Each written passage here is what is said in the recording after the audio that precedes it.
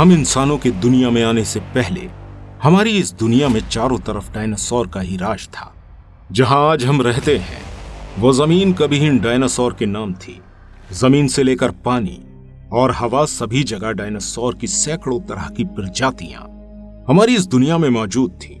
Dinosaur की इन विशालकाय प्रजातियों ने लगभग 14 करोड़ सालों तक पृथ्वी पर सबसे शक्तिशाली जानवरों के रूप में राज किया है। इन सैकड़ों प्रजातियों में शाकाहारी, मांसाहारी दोनों तरह के डायनासोर मौजूद थे, जिनमें से कुछ बेहद विशाल शरीर के थे तो कुछ मीडियम साइज के। इस शक्तिशाली प्रजाति को किसी दूसरी प्रजाति के द्वारा हराना तो नामुमकिन था। फिर अचानक ही ये बड़ी तादाद में फैली हुई डायनासोर की प्रजाति आखिर कहां विलुप्त हो गई? ऐसा क्या हुआ था इन डायनासोर के साथ जो आने वाले समय में इनका नामो निशान तक नहीं बचा था? दोस्तों, आज की इस वीडियो में हम आपको डायनासोर की प्रजाति का अंत करने वाली उस खगोलीय घटना के बारे में बताएंगे जिसने हमारी पृथ्वी पर पूरी तरह से तबाही मचा दी थी, और इस तबाही में इंसानों के पूर्वज आखिर किस तरह से सुरक्षित रह गए थे, इस बारे में भी हम आपको जानकारी देंगे। इस वीडियो में आपको पता चलेगा कि किस तरह से हमारे पूर्वजों ने इवैल्यूएट होकर खुद को बदलते हुए आज का इंसानी रूप प्राप्त किया। 650 करोड़ साल पहले की हमारी दुनिया दोस्तों आज से लगभग 6 करोड़ 50 लाख साल पहले अपने इसी खूबसूरत रूप में थी।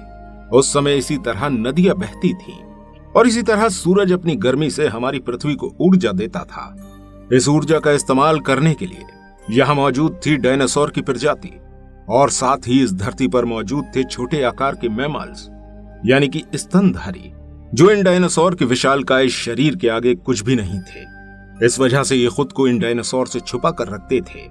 बड़ी तादाद में डायनासोर की पृथ्वी पर मौजूदगी ने उन्हें इस पृथ्वी पर राज करने वाली प्रजाति बना दिया था। इतिहास की वह भयंकर खगोलीय घटना आज से 650 करोड़ साल पहले घटित हुई एक खगोलीय घटना का कारण 10 करोड़ साल पहले ही अंतरिक्ष में एक्टिव हो चुका था।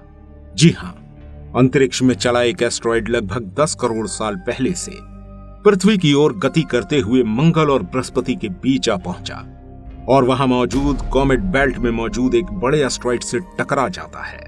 अंतरिक्ष में हुई इस टक्कर से कॉमेट बेल्ट में मौजूद एक बड़े एस्ट्रॉइड की दिशा परिवर्तित होकर हमारी पृथ्वी की ओर मुड़ गई और वह हमारी पृथ्वी की ओर 22,000 मील प्रति घंटा की रफ्तार से बढ़ने लगता है। हमारी पृथ्वी की ओर बढ़ते समय यह एस्ट्रॉइड रास्ते में पड़े पृथ्वी के उपग्रह चंद्रमा के बिल्कुल करीब से होकर गुजरता है। अगर यह एस्ट्रॉइड उस समय चांद से टकरा जाता तो हमारी पृथ्वी पर वह भयंकर विस्फोट नहीं होता। चांद के बिल्कुल करीब से गुजरने के बाद पृथ्वी के वातावरण में एंटर होते ही यह 70,000 किलोमीटर प्रति घंटा की रफ्तार से चलते हुए यहां मौजूद घर्षण की वजह से आग के गोले में बदल गया। पृथ्वी की ओर बढ़ता ये आग का गोला इतने अधिक तापमान और प्रकाश से भरा था कि धरती पर मौजूद तमाम जीव इसको दूर से ही देखने से अंधे हो गए और इसकी तपिश से जलने लगे। विस्फोट के समय हमारी पृथ्वी का स्वरूप पृथ्वी पर पहुंचकर यह एस्ट्रॉइड मैक्सिको की खाड़ी के पास ही एक स्थान पर पृथ्वी के धरातल से टकरा जाता है, जिसके फलस्वरूप 35,000 डिग्री ऊर्जा वाले विस्फोट का जन्म होता है, जो लगभग 10 हाइड्रोजन बम के फटने के बराबर था।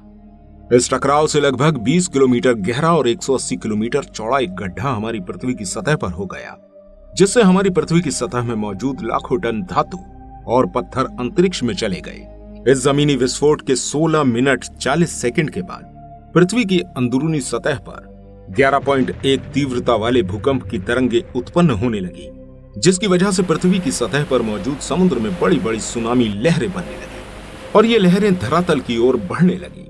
भूकंप की तरंगों ने जमीन के अंदर मौजूद ज्वालामुखियों को फिर से एक्टिव कर दिया। विस्फोट का जीव जंतुओं पर असर। इस महाविस्फोट में रेडिएशन की मात्रा इतनी अधिक हो चुकी थी कि इसके 800 किलोमीटर की दूरी तक मौजूद हर जीव कुछ ही पलों में राख हो चुका था। उड़ने वाले डायनासोर तो जमीनी आफत से बचे हुए थे, लेकिन ये आसमान से बरसने वाली आफत से अभी अनजान थे। इस विस्फोट की वजह से लाखों टन वजन का जो मेटल पत्थर अंतरिक्ष में गया था, 40 मिनट के बाद गुरुत्वाकर्षण की वजह से लौटकर पृथ्वी की ओर आने लगा। और इस विस्फोट से बने धूल के बड़े गुबार ने 6000 किलोमीटर प्रति घंटा की रफ्तार से बढ़ते हुए पृथ्वी की दूसरी तरफ के हिस्से को पूरी तरह से ढक लिया था। यह धूल का बादल इतना मोटा था कि धरती पर सूरज की रोशनी आना नामुमकिन हो गई। इसकी वजह से जहरीली गैसें धरती के वातावरण में ही कैद हो गई, जिससे धरती का तापमान लगभग 100 डिग्री सेल्सियस तक बढ़ गया, जिसने धरती पर मौजूद सभी पेड़ पौधों की प्रजातियों को जलाकर खाक कर दिया। इस विस्फोट के 90 मिनट बाद हमारी धरती का तापमान उस समय 200 डिग्री सेल्सियस तक पहुंच गया था, जिससे विस्फोट की जगह से मीलों दूर मौजूद डायनासोर की प्रजातियां भी इस तापमान को झेल नहीं पाई और वो भी बढ़ते तापमान से मरने लगी।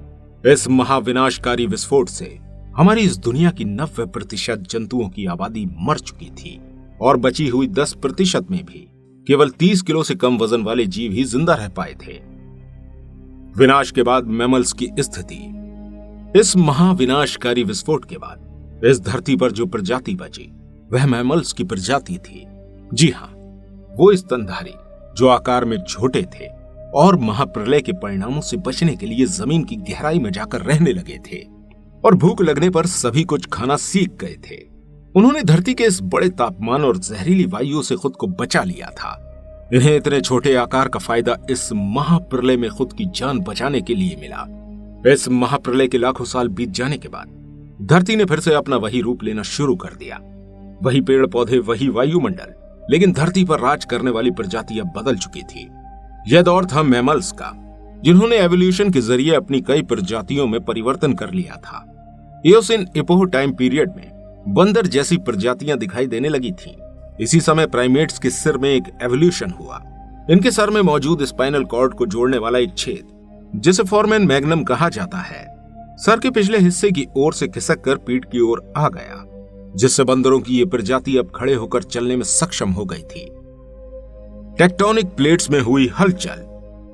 आज से लगभग 450 करोड़ साल पहले धरती की टेक्टोनिक प्लेट्स में हलचल के दौरान पृथ्वी के धरातल के दो बड़े भूभाग आपस में मिल गए और इन दो बड़े भूभाग से मिलने पर एक बड़ी माउंटेन रेंज का निर्माण हुआ, जो आज दुनिया की सबसे बड़ी माउंटेन रेंज एवरेस्ट कही जाती है। इस हिमालय और माउंट एवरेस्ट का निर्माण से धरती पर मौसम का बनना शुरू हो गया था। Oligocene Ipoh.